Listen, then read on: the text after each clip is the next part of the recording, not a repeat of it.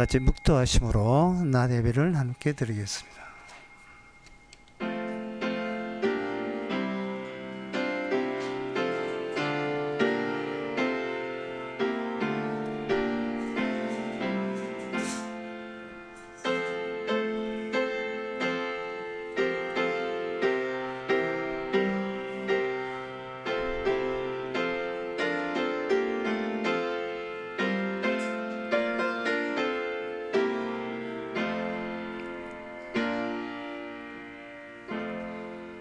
전능하사 천지를 만드신 하나님 아버지를 내가 믿사오며 그 외아들 우리 주 예수 그리스도를 믿사오니 이는 성령 잉태하사 동년 마리아에게 나시고 본디오 빌라도에게 고난을 받아사 십자가에 못 박혀 죽으시고 장사한 지 사흘 만에 죽은 자 가운데서 다시 살아나시고 하늘로서 전능하신 하나님의 편한 자 계시다가 저희로서 산자와 좋은 자를 심판하러 오시리라. 성령을 묘사하며 거룩한 공예와 성도와 서로 통하는 것과 죄를 사하여 주시는 것과 몸이 해지사 하는 것과 영원히 사는 것을 묘사옵나이다. 아멘.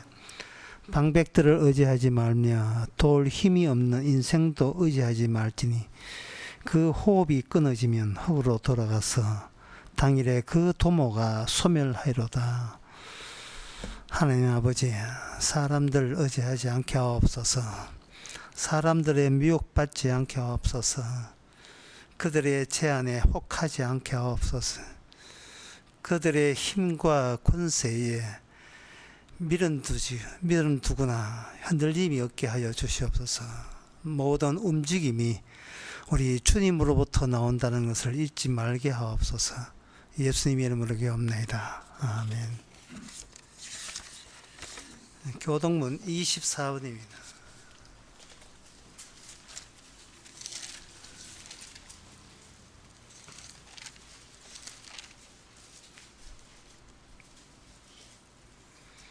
온 땅이여 여호와께 즐거이 부를지어다.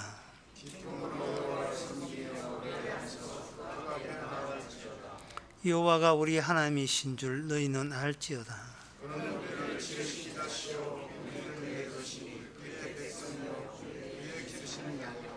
감사함으로 그 문에 들어가며 찬송함으로 그 궁정에 들어가서 여호와는 선하시니 그 인자하심이 영원하고. 아멘. 자리에 앉아서 찬송가 55장 합시다.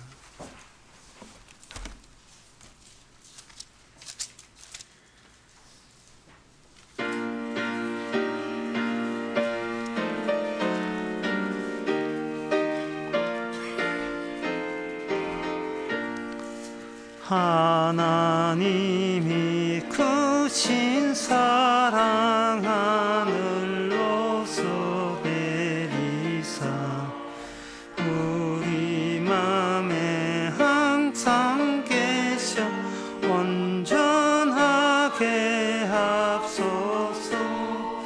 나의 주는 자비하사 사랑 무한하시니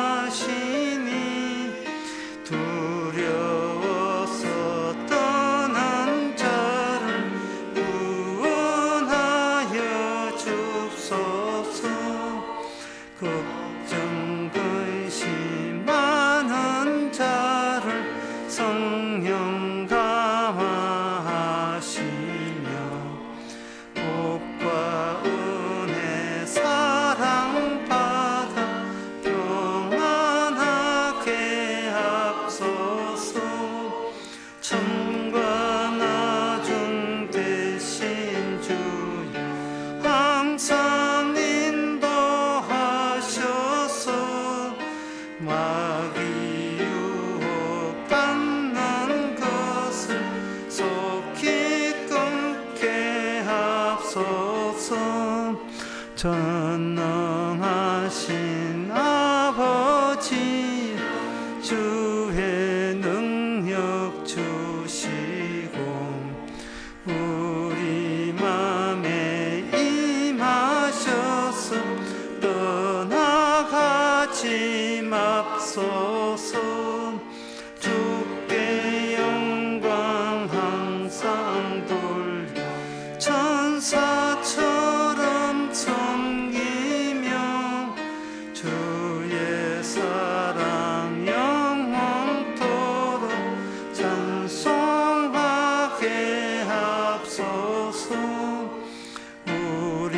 이들이 거듭나서 험이 없게 하시고 주의 크신 구원받아 온전하게 합소서. 영광에서 영광으로 천국까지 이르러 그 신사랑 감격하여 경배하게 합소서. 아멘. 이 시간 다 함께 기도하실 때 김종철 집사님 기도하시겠습니다.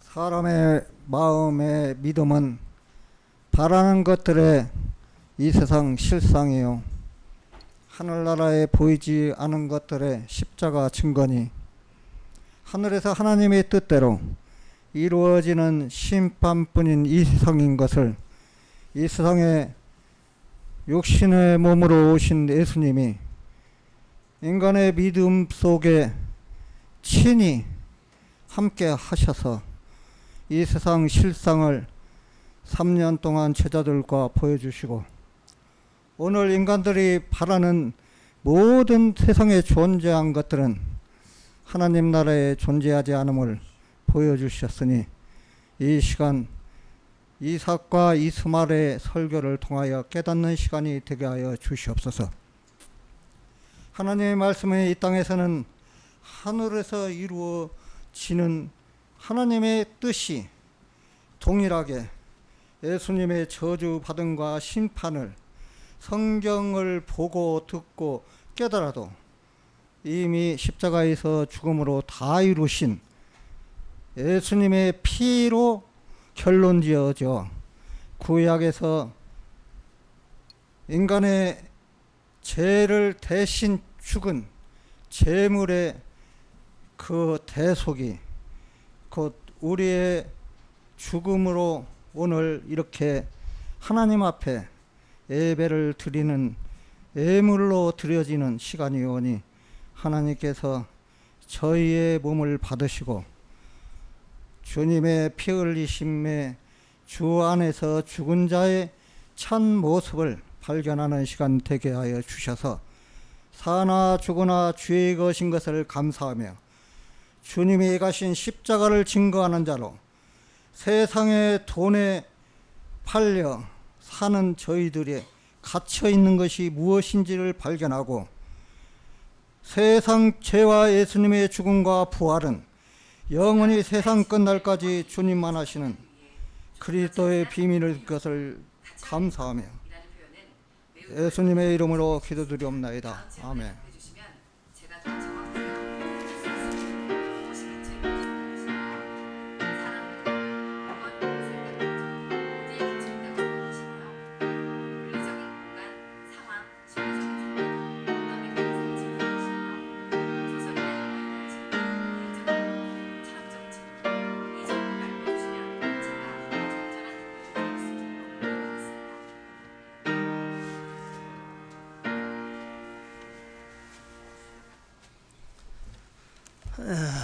인공지능이 기도까지 막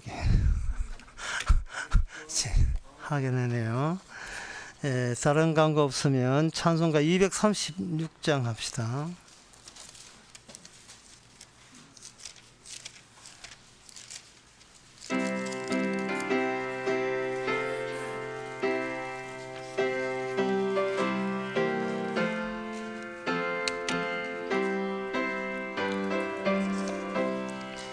주 예수 크신 사랑 늘 말해 주시오. 평생에 듣던 말씀 또 들려주시오. 좁히지 않는 천국 주 예수 계신 곳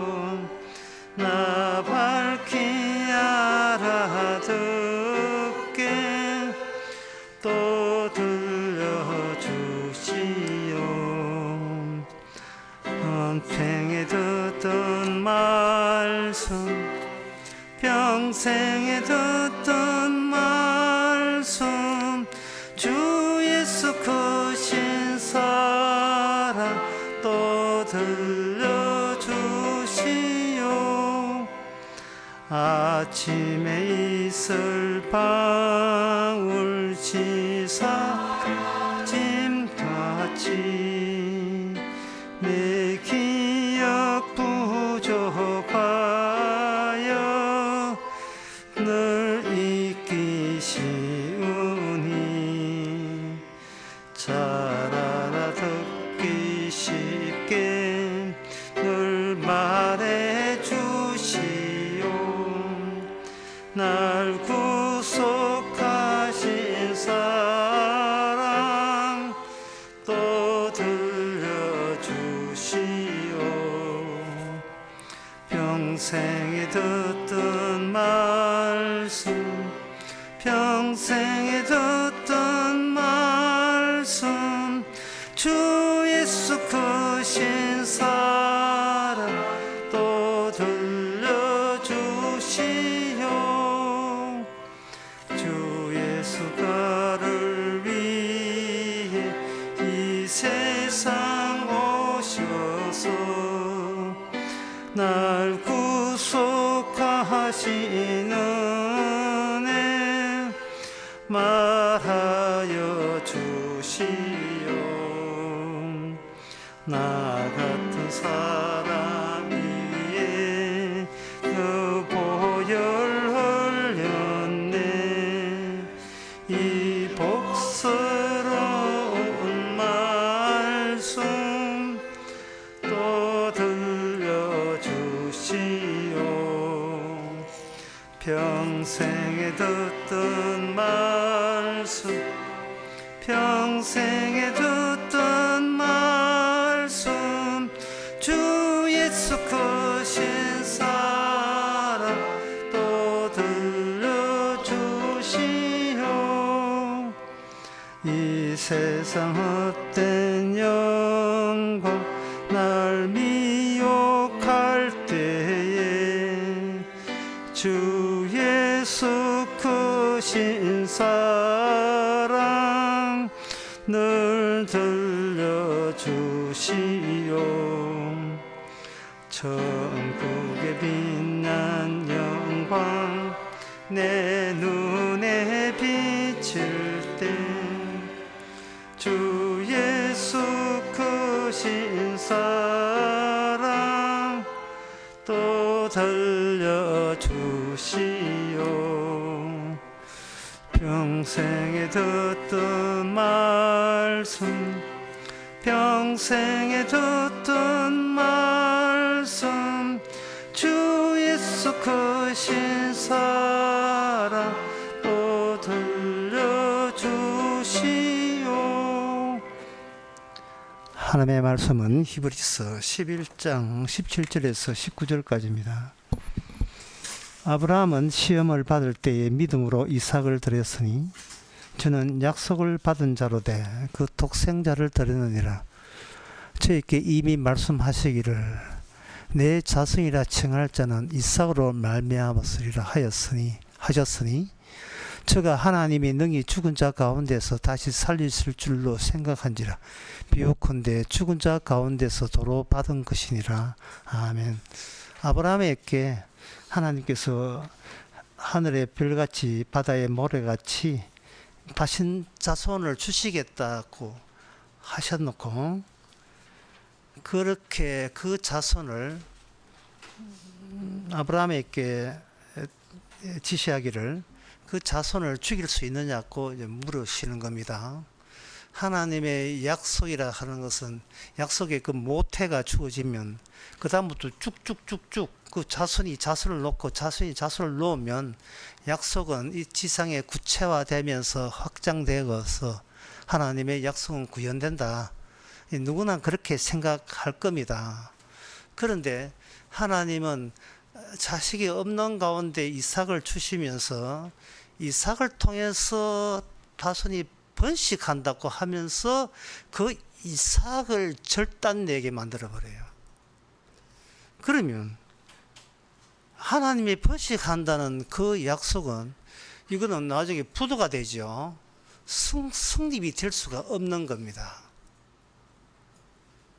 그 이삭이 살아 있어야 그 다음에 많은 자손이 계속 이어질 텐데, 초장에 그 약속을 그냥 없애버리면, 그러면 하나님의 약속은 어디에도 성사될 수 없죠. 그래서 이것은 뭐냐면 하나님은 자기 약속을 스스로 파기하시는 하나님이십니다. 이게 하나님과 약속 사이의 믿음 관계예요. 인간들의 약속은 약속대로 실천할 것이다 라고 그렇게 믿음이 닫고 나오는 거예요. 근데 그 인간들이 약속을 믿는 약속 가운데 이렇게 하나님께서 빠져야 될 게 있다는 겁니다. 그건 뭐냐 하면은 약속대로 되는 것을 지켜보는 그 시선, 그 관찰, 과연 약속대로 되는구나, 그걸 주시할 수 있는 나 자신이 약속도 살아있고 나도 살아있고 이런 식으로 약속을 확인하고 싶은 그것을 사람들은 믿음이라고 생각을 하는 거예요. 그런데 그 믿음은 하나님께 통하지 않습니다. 인간이 하나님께 나아가고자 할 때에 하나님의 약속은 뭐냐? 인간이 하나님께 나아가는 그것을 철퇴를 가해서 인간이 하나님께 나아가지 못하게 하는 그게 바로 약속이에요. 하나님 나라에 가겠습니다. 하나님의 뜻은 오지마. 너 못 와. 올 수가 없는 곳이야. 네가 올 수 없는 곳이 천국에서 네가 믿느냐? 라고 우리한테 이야기하는 거예요. 그래도 가고 싶습니다. 살아있을 때 고생했으니까 죽어서는 호강을 해야 되지 않겠습니다. 그러니까 네가 불신자야. 그거는 네 방식을 그대로 고집스럽게 밀어붙이는 거거든요. 이거는 인간의 믿음이 아니고 오기예요. 그 오기의 원인은 뭐냐면 내가 여기 살아있다는 겁니다. 그래서 하나님께서는 하나님을 쳐다볼 게 아니고 약속을 쳐다보기 위해서 아브라함이 하나님과의 관계에서 그걸 하나님 쪽에서 그 관계를 서서히 파기함으로써 아브라함 하여금 관심사를 하나님 말고 하나님의 약속에다가 관심을 돌리는 작전을 하나님께서 하셨습니다. 하나님께 관심이 있으면 하나님 살아있고 내 살아있고 둘 다 살아있는 게 되잖아요. 그렇다면 내가 살아있는 한 이거는 하늘나라하고 상관없습니다. 이거는 사기예요. 이건 거짓말입니다. 어떻든 간에 나를 없애는 방법을 사용해야 돼요. 나를 없애는 방법, 나를 제거하는 방법. 하나님 사랑합니다, 하나님 좋아합니다, 하나님 믿습니다 라는 그 나를 제거를 해줘야 돼요. 그걸 제거하는데 인간은 뭐 도 땅 닦고 제거되는 게 아니거든요. 나는 하나님을 믿지 않습니다 해도 뭐 내가 살아있으니까 말이 안 되거든요. 그래서 하나님께서는 어떻게 하시느냐 하면은 그 하나님의 약속을 믿는 아브라함을 제거하는 방법으로 이제 하나님하고 아브라함하고 나 니하고 계약 안 한다, 계약을 철폐해버린 방식을 사용합니다. 계약 끝났어요. 아브라함하고 계약 안 합니다. 하나님과 아브라함 계약 끝났어요. 예. 니 누구세요? 예, 약속 안 하죠. 하나님하고 계약했던 하나님, 그리고 하나님과 계약했던 언약 그 아브라함을 어디다가 이렇게 압축을 시키느냐 하면은 이삭에다가 그거를 집어넣어 버려요. 꾹꾹 눌려서 집어넣어요. 이삭 안에다가. 이삭 안에 집어넣으면 아브라함은 생각하기를 뭐 내가 뭐 자손이 있으니까 이삭이 있으니까 내가 없으면 이삭이 자라겠지 라는 생각으로 건너가는 그 다리 브릿지, 그 다리를 하나님께서는 이삭을 통해서 끊어버립니다. 나는 이삭을 믿었다조차도 이게 성립되지 않도록 끊어버리는 거예요. 나는 하나님께서 아브라함하고 계약 종결시키고 파기시키고, 나 이제부터는 나 이삭하고 계약한다 하고 이삭 계약으로 넘어오면서 아브라함을 하여금 이삭에 관여하는 것을 끊는 방법을 하나님께서 사용하십니다. 그것이 바로 아브라함을 하여금 자기 아들 이삭을 죽음에 넘기는 방법이에요.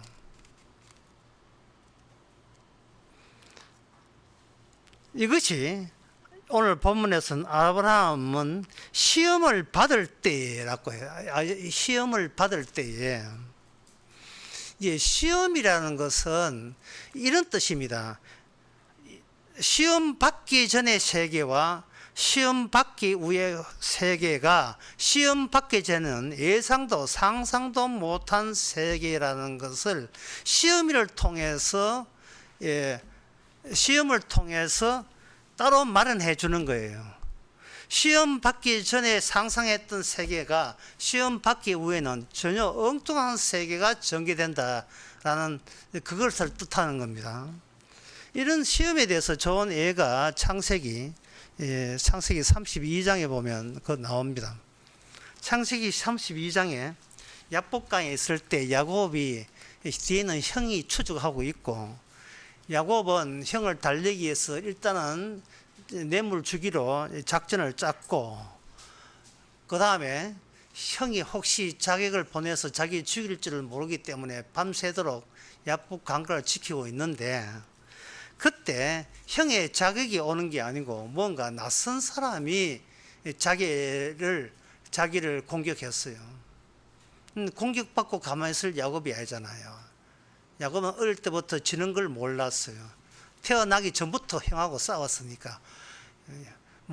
엄마의 태 안에서부터 싸워서 싸운 이력이 있기 때문에 싸움에 대해서는 누구한테 물러서지 않습니다. 야곱이 그 밤중에 누군지를 명확하지 않는데 자기를 공격할 때 야곱은 살기 위해서 죽자자서 싸웠습니다. 싸웠는데 그 사람이 밤새도록 싸워요. 밤새도록. 승부가 끝나지 않는 싸움입니다. 밤새도록 싸울 때에 창세기 32장 26절에 이런 이야기를 합니다. 그 사람이 하는 말이 이제 곧 해가 뜹니다. 이제 곧 해가 뜹니다. 이 무슨 말입니까? 야곱아, 네가 지금 생각하고 상상하고 씨름했는데 그게 바로 이 내가 없는 세계, 이 하나님이 계시지 않는 세계의 특징을 네가 송두리째 다 그대로 보여줬다. 이제는 해가 뜨면 밤이 지나고 해가 뜨면 밤에 인간들이 잠자고 있을 때 활동하는 그 천사의 세계로, 선자의 세계로 나는 이제 떠나야 되죠. 이 이야기할 때 해가 뜬다, 나 더 이상 너와 상대할 수 없다 라고 그 말 딱 들을 때 야곱은 내가 사람하고 상대한 게 아니고 하나님하고 상대하고, 그 하나님은 내한테 축복을 주신 하나님인데 나는 나의 적으로 간주해서 죽기 살기로 나에게 축복해 준 그 하나님을 거꾸로 뜨르기 위해서 예를 썼다. 그러면 나는 뭐냐? 나는 이 낮의 세계에서 하나님의 원수로 행동했다, 살아가고 있다라는 것을 그대로 노출된 거예요. 이제 곧 해가 뜨니까 우리 여기서 갈라서자. 너는 네 갈 길을 가고 나는 내 갈 길을 가겠다. 여기서 야곱은 하나님이 인간에게 접촉하는 방식에 대해서 알게 되었어요. 하나님이 인간을 접촉하는 방법은 하나님이 인간을 살 자격이 없다는 사실을 분명히 하고 우리로 하여금 원래 살 수 없는 존재인 것을 알려주는 그 일을 주께서 하신다는 사실을 알게 되었습니다. 무슨 말이냐 하면은 인간의 모든 죄는 나는 살 자격이 있다고 여기는 그것이 바로 하나님의 원수가 되는 거예요. 자꾸 살아있으니까 하나님을 생각하고 살아있으니까 교회 나가고 살아있으니까 천국 가려고 하고, 이게 모든 이 잘못의 원인은 내가 살아있다는 의식 때문에 생긴 겁니다. 아예 죽여버리면, 아예 나를 없애버리면 천국 갈 생각도 안 할 거고 하나님께 원망할 생각도 안 할 거다 이 말이죠. 내 인생이 이렇게 고달프고 망가졌습니다고 하나님께 불평할 생각도 안 할 거다 이 말이죠. 하나님은 그동안 내한테 해준 게 뭐가 있어요? 라고 하나님께 대들지도 않을 거다 이 말이죠. 이 모든 이러한 하나님의 적대적 행위는 기본이 내가 여기 아직 살아있다는 겁니다. 그런데 우리는 한 번도 우리가 묻지를 않아요. 과연 내가 살 자격이 있는지를 여태껏 우리 자신에게 물어본 적이 없어요.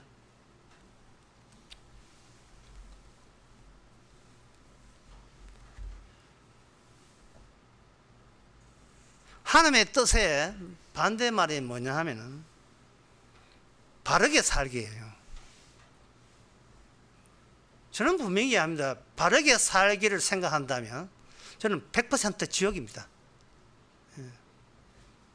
손가락, 발가락 20개 다 장 찍어도 이야기할 수 있어요. 바르게 살기.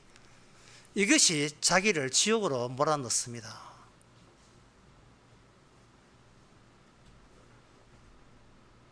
왜 바르게 살지요? 그 의도가 굉장히 수상해요. 추잡고 더러워요.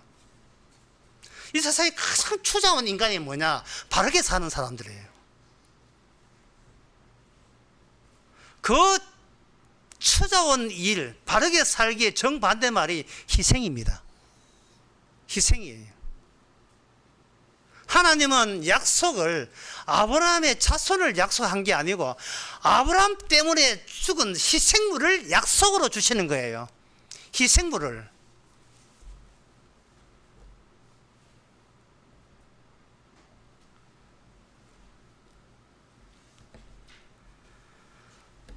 교회에서 나오는 간증들 들어보면요, 참 추잡고 더러운 이야기만 계속 하고 있어요. 평생 동안 11조 다 하고 헌금을 주를 위해서 다 갖다 바쳤는데 나중에는 돌아오면서 연금까지 모자라서 어쩔 수 없을 때 하나님께서 기적적으로 자기가 양육했던 제자들로부터 목사님 요새 사는 게 힘들죠 하고 여기저기서 연락 와서 넉넉하게 연금 이상으로 잘 먹고 잘 산다는 간증을 보고, 저기 추잡고 더러운 짓이구나. 저기 추잡고 더러운 짓이구나. 드디어 자기의 본색을 드러냈구나. 하나님 주님 백날 입에 발린 소리 해봤자 진짜 노리는 것은 하나님 저 다치면 안 돼요. 하나님 저 죽이시면 안 되는 거예요. 하나님 사람 가려가면서 죽이세요. 저 하나님께 얼마나 충성했는지 주께서 아시지요. 저 안에 불신자나 지옥 보내세요. 이런 거.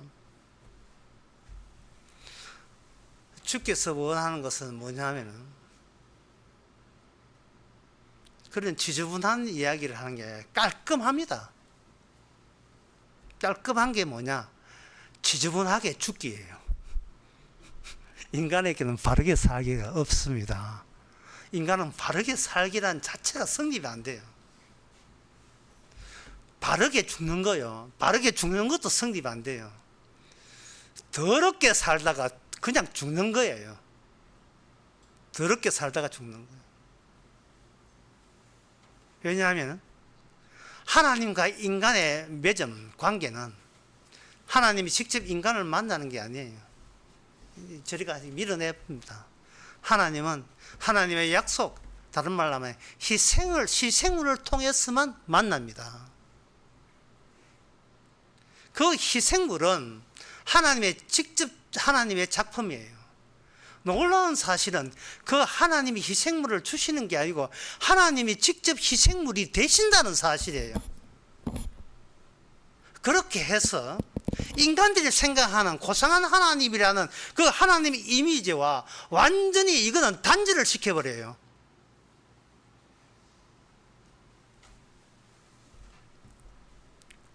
이삭이라는 사람이 희생이 되는데 그 소년이 이게 아브라함의 아들로서의 이삭이 아닙니다. 왜냐하면 아브라함은 계속해서 이삭과는 관계없는 사람이에요. 하나님의 약속으로 태어난 자식이지 아브라함의 혈육으로 태어난 자식이 이삭이 아닙니다. 관계없는 자식을 하나님께 주시고 그 관계없는 인간이 아브라함에게 있어서의 희생물이 된다는 말은 하나님께서 아브라함에게 자식을 주고 후손을 주겠다고 끝이는 것이 아니고 하나님이 내뱉은 자기 말에 대해서 그 자손이 어떤 모습으로 계속 그 실물을 보여주는지를 하나님이 직접 희생물이 되시면서 보여주시는 거예요. 희생물이 되시면서 보여주는 거예요. 이 점을 위해서 아브라함에게 두 아들이 있다는 것을 여러분 아시죠? 하나는 이삭이고 하나님이 주신 자식이고 또 하나는 이스마엘입니다. 그러면 이 이스마엘은 도대체 어떻게 살아갔는가? 그걸 보면 이삭은 어떤 존재인가가 자동적으로 드러날 거예요. 이스마엘은 첫 번째 자기를 위해 살았습니다. 두 번째 자기 것을 위해 살았습니다. 세 번째 살기 위해서 살았습니다. 네 번째 자기가 자기를 만들었습니다. 다섯 번째 사나 죽으나 자기 겁니다. 빨리 해서 다 모여오지요. 다시 하겠습니다. 이스마엘은 자기를 위해 살았습니다. 두 번째 자기 것을 위하여 살았습니다. 자기 것, 자기 노동의 대가 이런 거죠. 세 번째 살기 위해서 살았습니다. 네 번째 그래서 자기가 자기를 만들어 나갔습니다. 다섯 번째 결론적으로 사나 죽으나 나를 위해서 살아도 나를 위해서 죽어도 나를 위해서입니다. 이게 이스마엘입니다. 혈육에 난 자식이에요.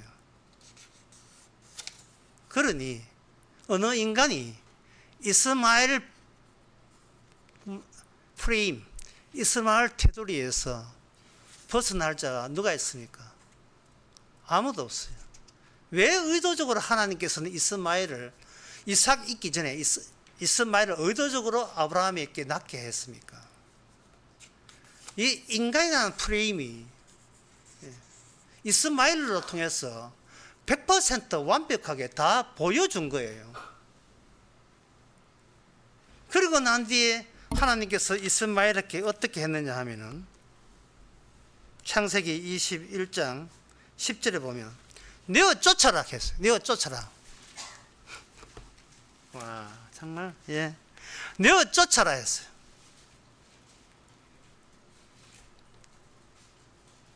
이 내어 쫓아라 할 때, 처음부터 이삭 낳았다고 내어 쫓아라 하지 않았어요. 처음에 어떻게 했느냐 하면, 창세기 16장, 예. 16장에 보면, 이스마엘 낳은 하갈이 자기한테 아들 낳았다고, 우리 주인님이 아들 낳게 줬다고, 예, 자기가 어깨에 힘주고 자기가 여자 진짜 정실 부인 역할을 하고 있었어요. 그래서 자식 없는 진짜 정실 부인 사라를 가지고 멸시했습니다.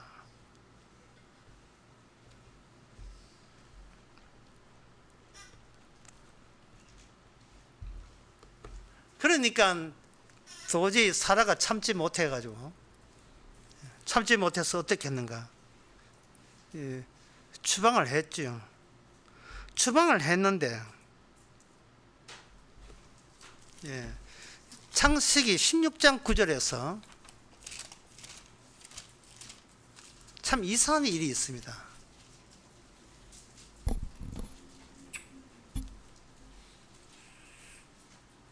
16장 16장 말고요. 창세기 21장 10절. 예. 21장 10절에서 내어 쫓아라고 되어 있습니다.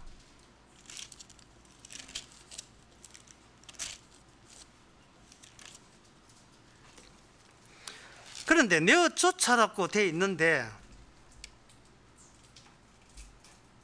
중간에 하나님께서 그 하갈과 이스마엘이 집을 나가니까, 집을 나가서 뭐 살 데가 있어야죠. 힘드니까, 힘들어 기도하니까 하나님께서 그 이스마엘에게 뭐냐 하면 다시 와서 그 여자 주인에게 복종하라고 이야기합니다.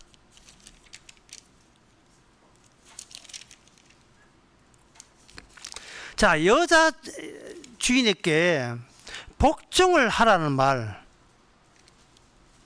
이 말은, 그리고 난 뒤에 다시 나중에 쫓아내는데, 그 복종하라는 말을 통해서 여기서 이런 게 어려운데요. 아브라함은 하나님께 복과 저주 양쪽의 고난을 받은 자가 아브라함이에요. 아브라함을 통해서 복이 전달되고 그리고 저주가 전달됩니다. 그런데 그냥 한 해에 그냥 본래 진짜 아내 구박했다고 쫓아내버리면 그냥 한 해 가정사가 되거든요. 하나님께서는 이 가정사로 머무르는 것을 허락하지 않고 일단은 복종을 하고 그 다음에 복과 저주가 어디에서 분리되고 어떻게 분리되는가를 설명하고자 하는 겁니다. 하나님께서 저주라 하는 것은 나쁜 짓 하고 저주 받는 것이 아니고, 복이 출현하지 아니하면 저주도 출현하지 않아요. 복과 저주는 같이 출현돼야 되는 겁니다. 복이 등장했다는 말은 복과 함께 기거할 수 없는 것은 모조리 저주가 돼요.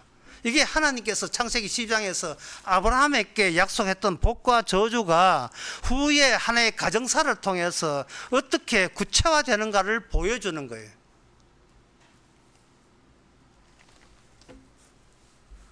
복과 저주가 분리되면서 그 다음에 하나님께 준비된 것은 뭐냐 하면은, 이 이스마엘이 왜 저주받는가가 이제 본격적으로 갈라디아서 4장에 보면 나와요. 신약에서 나옵니다. 갈라디아서 4장에서.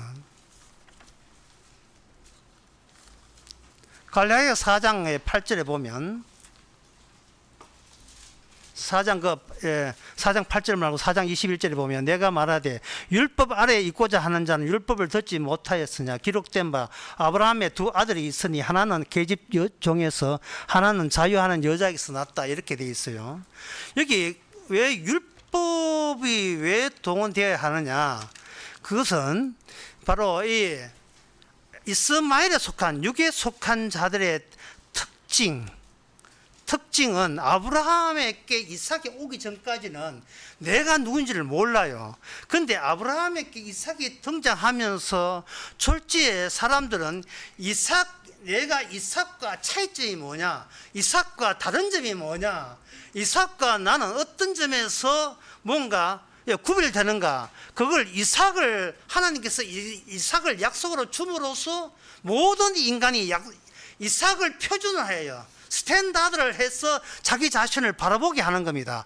그게 뭐냐 하면은, 이삭 말고 모든 자들은 율법 안에 속했는데, 율법 안에 속했다는 그 자체가 바로 저주 안에 속한 거예요. 율법대로 바르게 살면 복 받는 게 아니에요.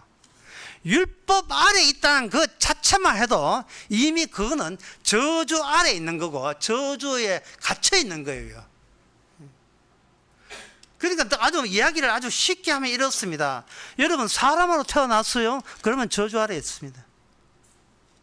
사람으로 태어났으면 저주 아래 있는 거예요. 그냥 아버지 누구십니까? 아버지 아무개입니다. 그러면 저주 아래 있겠네요. 저주 받은 자가 저주 받은 자를 자식으로 놓는 거예요. 그러면 복 받은 자는 아버지 없이 태어난 자가 복을 받죠. 아버지 없는 자만 복을 받아요. 아버지 있는 자는 모조리 다 저주 받아요. 이게 말씀이고 이게 성경이고 이게 진리예요. 뭐 교회 몇 년 다니고 그 아무 짝도 소용없는 일이에요. 그러는 사람들은 생각합니다. 어떻게 하면 이 저주받은 내 신세를 복의 신세로 바꿀 수 있느냐? 바꾸는 방법은 바로 내가 나로부터 제거돼야죠. 내가 나로부터 제거돼야 돼요. 그 제거되는 방법은 하나님이 희생한 그곳에 같이 합류하는 거예요. 아브라함과 이삭은 둘 다 어디에 말려들었냐 하면은 희생을 위한 희생에 말려들었습니다.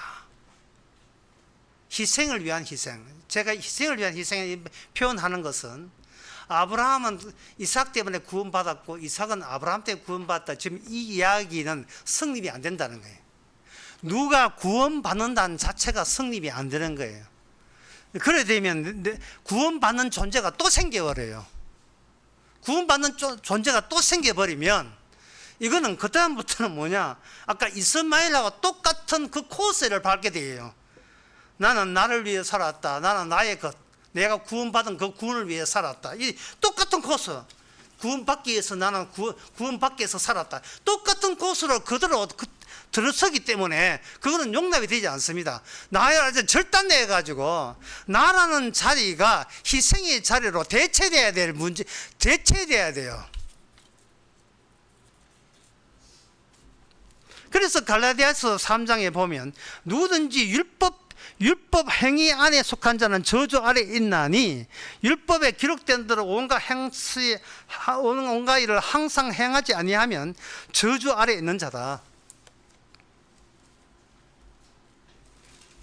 그래서 이 3장 21절에 보면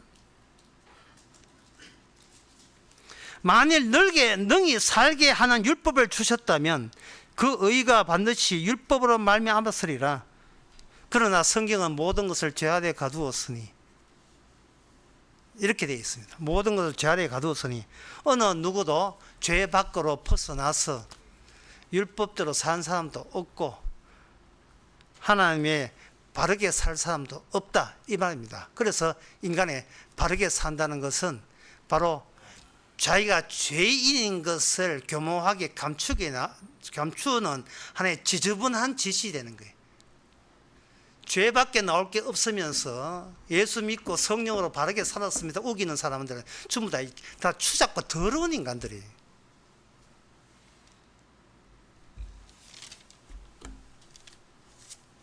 그러면 추잡고 더러운 인간이 내가 어떻게 하면 그 복을 받을 수 있습니까? 라는 질문은, 이거는 질문 자체가 잘못됐어요. 그 질문은 우리가 할 질문이 아니고 우리하고 함께 하신 그 주님께서 우리에게 뭐를 제공하느냐에 제공하에 대한 질문입니다. 주께서 자기 백성에게 뭐를 주시겠습니까? 라는 질문은 성립되는데 주님이 나에게 뭘 주시겠습니까? 라는 질문은 성립되지 않아요.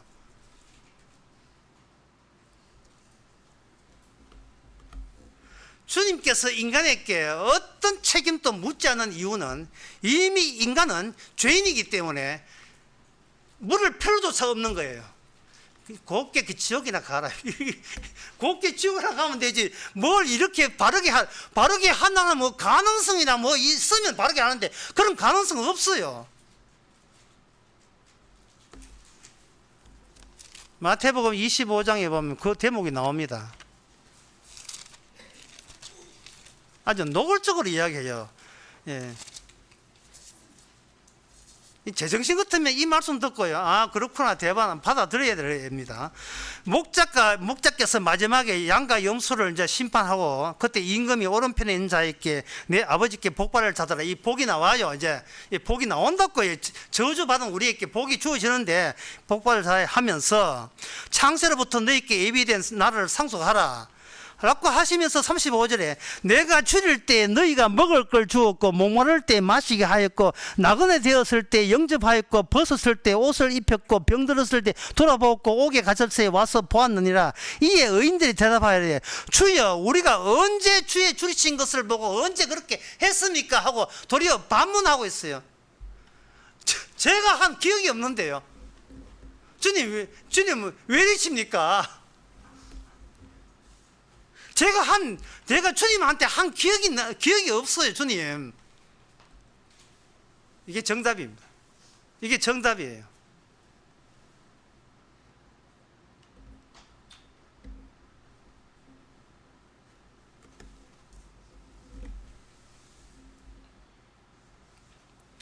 믿음의 세계라는 것은 해 떠 있는 이 세상에는 믿음이라는 게 없어요. 해가 떠 있는 이 세상에는. 없다고요. 믿음의 세계는 어디 있느냐? 이 해 뜨는 이 석에 하나님께서 참여할 때 희생물로 참석했고 그 희생물 안에서만 믿음이 있어요. 희생물 안에서. 왜? 그 희생물이 약속이기 때문에. 약속이 있고 약속에서만 믿음이 나와요. 인간에게는 믿음이 안 나온다 이 말입니다. 믿음이에요. 인간이 만들어낸 어떤 자식에게도 거기는 믿음이 안 나옵니다. 오직 율법 따라 살아가는 저주만 온팡 뒤집어 쓸 뿐이에요. 잉태된 자에게는 믿음이 없어요. 믿음, 소망, 사랑 이런 것은 전부 다 천국에서 제공되는 겁니다. 다 주어지는 거예요. 성도는 주님의 인공지능이에요. 내가 만드는 게 아니에요. 주님이 친히 만들어낸 인공지능이라니까요. 안에 있는 정보 전부 다 주께서 다 만들어 주시는 거예요. 어떤 미국 드라마 이런 게 있어요. 자기 형이 억울하게 누명 쓰고 교도소 가가지고 한 달 내에 사형당하게 돼 있는데 똑똑한 동생이 형을 구하겠다고 그 교도소에 이렇게 이렇게 꾸며가지고 자진해서 죄 지어가지고 은행 강도 위장해가지고 이제 일부러 체포돼 갑니다. 한데 그 교도소에서 형을 탈출시키는데 어떻게 탈출하느냐? 자기 몸에다가 문신을 확 새겼어요. 그 제목이 프리즌 브레이커라는 그 드라마인데 몸에다가 문신을 새겼는데 그 문신 하나하나가 뭐냐 하면은 그 교도소를 설계한 본인이 이제 설계자니까 건축가니까 본인이 설계한 교도소의 설계 그 도면과 나사 번호까지 전부 다 자기 몸에 문신으로 새기는 거예요. 그리고 자기 몸이 움직이는 설교 도면입니다. 자기 몸 하나 희생해서 형을 건지는 거예요. 희생물 되시는 그 예수님은 아버지의 창세전의 모든 계획이 설교 도면에 예수님 몸에 다 들어있어요. 다 들어있어. 그 도면대로 하나님의 창세전 택하신 자기 백성을 거기서 건져내는 것은 전부 다 100% 주님의 고유 권한이고 주님만이 하실 수 있는 일이에요. 주님만이.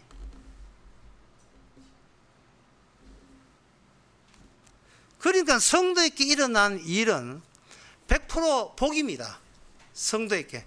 저주는 없어요. 왜냐하면은 우리 아버지가 날 잉태한 게 아니기 때문에 여러분의 아버지가 이를 잉태한 게 아니고 잉태치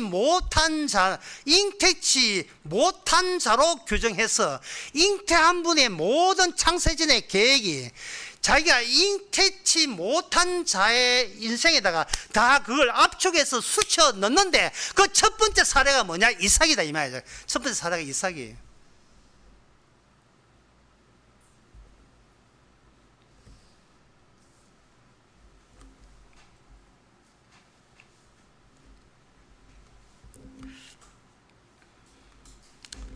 여기서 그 이삭에게 오늘 본문 다시 해보겠습니다. 이삭 히브리서 그 11장 그 이삭에 대해서 이렇게 되어 있어요. 저가 하나님이 능히 죽은 자 가운데서 다시 살리실 줄을 생각한지라 비유컨대 죽은 자 가운데서 도로 받은 것, 죽은 자 가운데서 도로 받은 것이라 해. 죽은 자 가운데서. 요즘은 이 같은 히브리서 7장에 보면 멜기세덱이 표현할 때 아비도 없고 어미도 없고 족보도 없고 시작한 날도 없고 생명의 끝도 없어 하나님의 아들과 방불하게 되었다. 하나님의 아들과 방불하게 되었다. 이렇게 되어 있어요. 아브라함은 이삭을 자기 아들로 생각하는 것이 아니고 하나님이 주신 하나님의 아들로 생각하는 그 믿음을 가진 거예요. 아브라함은 자기의 몸을 가지고, 자기의 몸을 가지고 하나님의 약속으로 자기 몸을 어떤 공장, 어떤 시스템, 하나님의 약속의 자녀를 생산하는 공장터로 활용하고 있다는 생각을 아브라함이 가진 겁니다. 장소 제공이죠. 장소 제공. 그렇게 되면 아브라함에게 약속한 것이 이제는 어디로 전되느냐 하면 이삭과의 아브라함의 계약이 아니고 이제는 이삭 계약으로 넘어와요.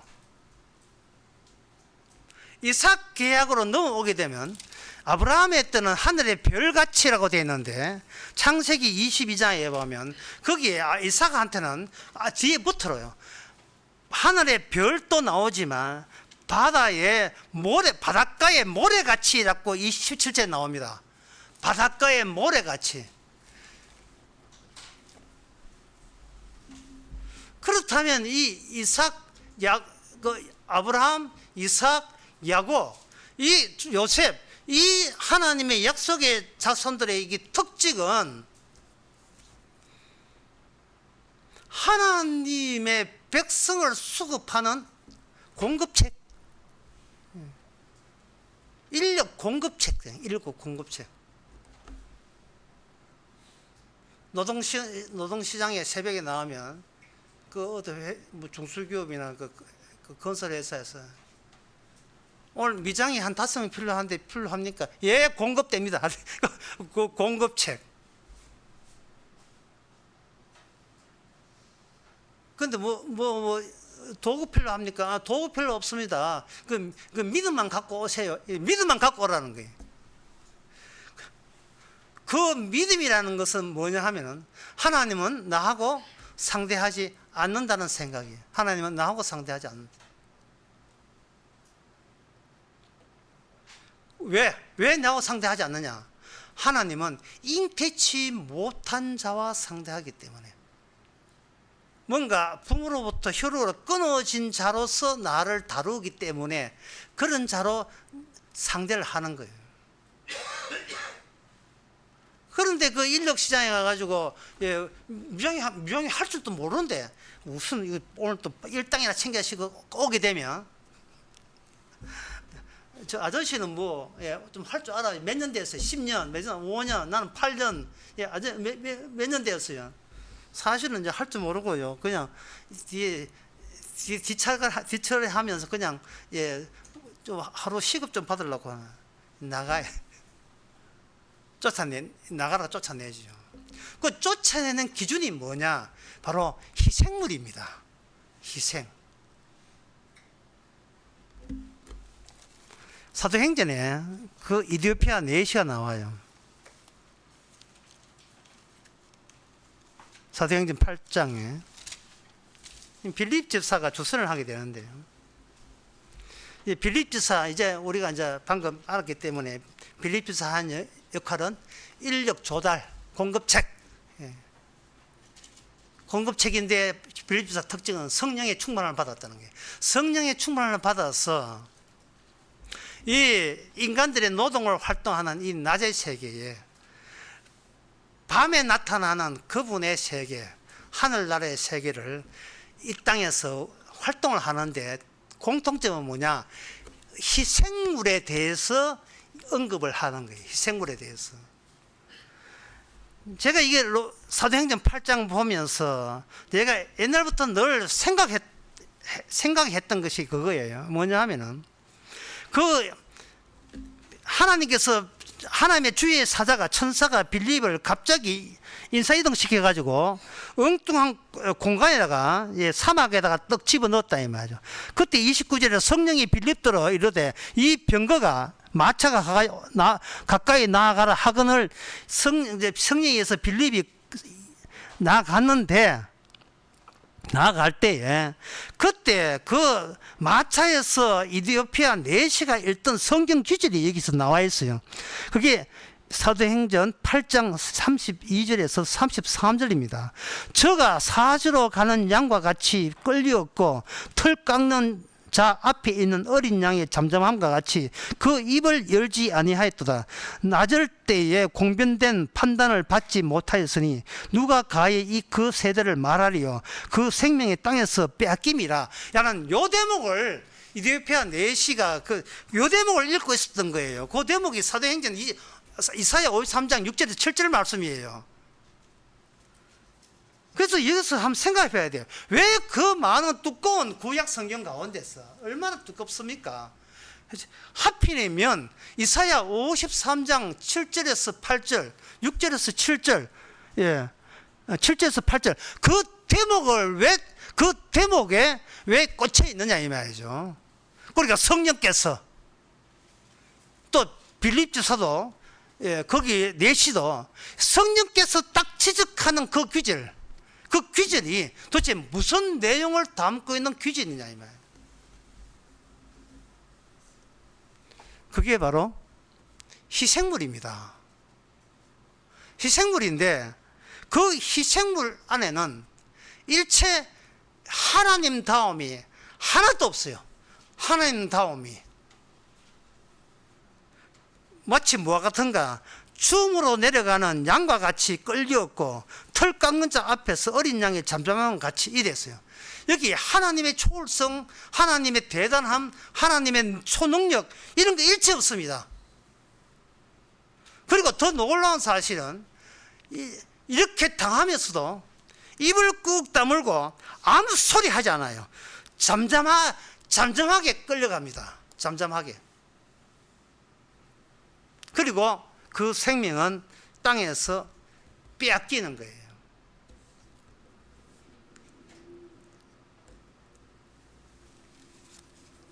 이 대목과 오늘 히브리서 11장에 나온 이삭을 대목을 비교해 보세요. 이삭이 아버지한테 끌려갈 때에 아버지 불쏘시개는 있는데 재물은 어디 있습니까? 라고 솔직하게 아들이 아버지한테 물었죠. 재물이 어디 있습니까? 제사 드리면서 번제 드리면서 왜 재물을 안 가져갑니까? 왜 재물이 없습니까? 아직도 이삭 같은 경우에는 인간적 수준에서 차원에서 지금 아버지의 이해를 하는 거예요. 아브라함은 지금 하나님 차원에서 일을 한다고 느끼는데 어린 이삭은 아직도 하나님의 차원을 생각 못하고 이 번제를 아버지하고 나와 같이 해치우자는 거. 그냥 해치워버리면 되겠지. 이렇게 생각하는 거예요. 하나님이 지시했으니까 순종해서 해치우면 되잖아. 이렇게 생각하는 거예요. 오늘날 교인들이 생각하는 거 꼭 마찬가지예요. 그 하나님의 지시를 해치워버리면 나는 어떻게 제거됩니까? 하나님의 지시대로 해버리면 내가 제거되는 방법이 없잖아요. 기도하여서 기도해, 헌금하서 헌금해, 예배 참석해 참석해, 전도해서 전도해, 찬양하 찬양하고 성부 참석해. 뭐 하지 뭐. 예, 하면 되잖아. 그럼 다 했는데, 다 했습니다. 그러면 나오지 나오는 말이 뭡니까? 아, 예, 철학한다고 내 애먹었대. 결국 누구 이스마엘하고 똑같아요. 내가 나를 위해서 하나님의 지시에 순종함밖에 안 돼요. 그게 순종입니까? 그게 종교 행사지 순종입니까? 이런 순종을 했으니까, 예, 하나님께서 뭐 좋은 보상을 주겠지. 이게 뭐예요? 그게 우상숭배지요. 그건 뭡니까?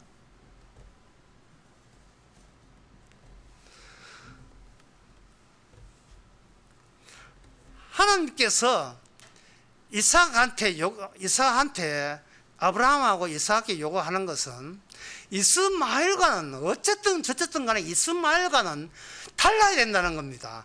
차이점이 있어요. 이스마엘과의 차이점이 있어야 된다는 거예요. 이삭의 희생물 앞에서는요, 농담이나 특히 우는 것, 이런 것은 용납이 안 돼요. 하갈과 이스마엘이 쫓겨나온 뒤에 광야에서 무릎 꿇고 얼마나 울었는지 대성통곡을 했어요. 울어요. 그런데 한번 생각해 봅시다. 이삭을 바치는 그 현장에서 우리는 거기에 농담이 나올까요? 웃음이 나올까요? 특별히 울음이 나올까요? 울음, 웃음, 통곡, 이런 게 나올까요? 나올 수가 없어요. 너무나 진지하고 너무나 심각하고 너무나 엄중한 현장입니다. 왜냐하면 인간을 배제한 자리이기 때문에, 나를 아예 떼놓는 자리거든요. 나를 떼내버린 자리라고요. 아버지 아브라함 이삭을 바친 게 아니에요. 하나님의 자녀가 하나님에 의해서 처단받는 자리입니다. 그 자리가 하나님이 주신 자녀라, 하나님이 주신 자기 것을 하나님이 처단하는 자리예요. 아버지 너는 빠지라고. 예. 자식을 데리고 모레아 산까지 오는 곳까지만 해. 곳까지만 하고 그 다음부터는 너는 빠져.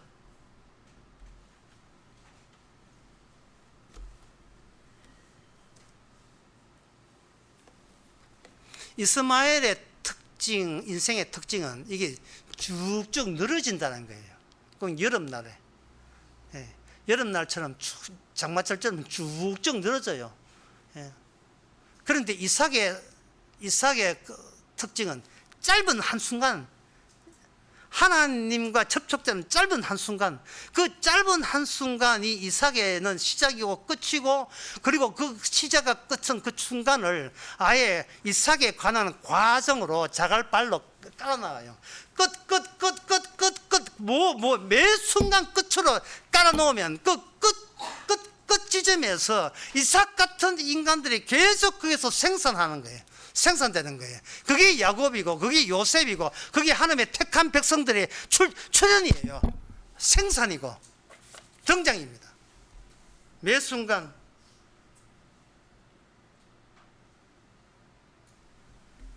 매 순간 하나님께서 우리에게 믿음과 소망, 사랑을 주십니다. 털손 떼라, 이거예요. 손 떼라, 네 인생 손 떼라. 웃지도 말고 슬퍼하지도 말고. 이거는 하나님의 손대는 진지합니다. 너는 나의 인공지능이니까.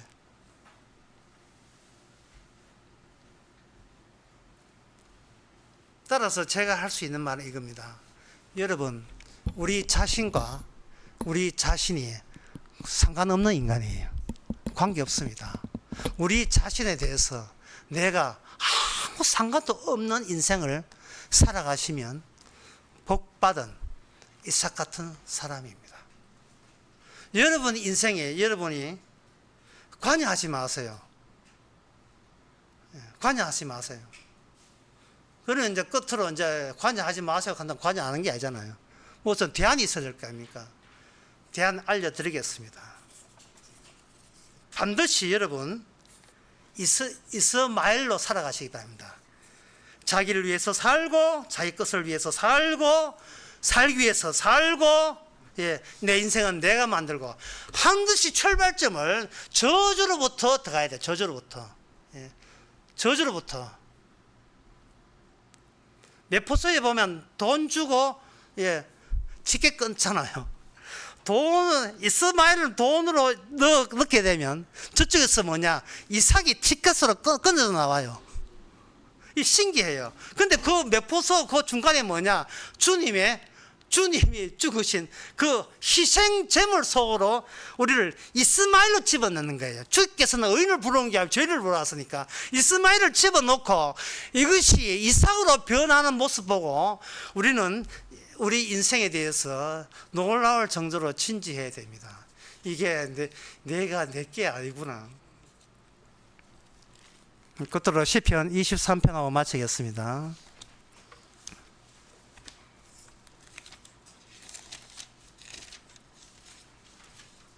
(23편) 3절을 내 영혼을 소생시키시고 자기 이름을 위하여 의의 길로 인도하신도다. 이제 비로소 내가 나와 관계없는 존재라는 사실을 기쁨과 감사로 이제 말씀을 대할 수 있습니다. 이게 내 몸이 아니니까 주의 말씀대로 내 영혼을 소생시키시고 주의 말씀대로 하나님의 희생하신 자기 희생의 영향력으로 우리를 하여금 자기 이름을 위하여, 주님의 이름을 위하여 우리를 의의 길로 이끌어가는, 질질 끌려가는 그러한 그 형체가 저와 여러분이 천국에 갈 때는 그 형상이 실물로 나타나게 될 것입니다. 기도하겠습니다. 하나님 아버지, 쓸데없이 남한테 나 이런 인간이요 자랑질 한다고 저주 받을 집만 골라서 한 저희들, 돌아서서는 하나님께 이런저런 원망하고 불평하고 하나님께 대드는 것이 일상이 되어버린 우리들, 주여 더 이상 우리가 우리 자신에게 손 떼도 괜찮다는 믿음을 허락해 주시옵소서. 예수님의 이름으로 기도합나이다. 아멘. 일어나셔서 257장 합시다.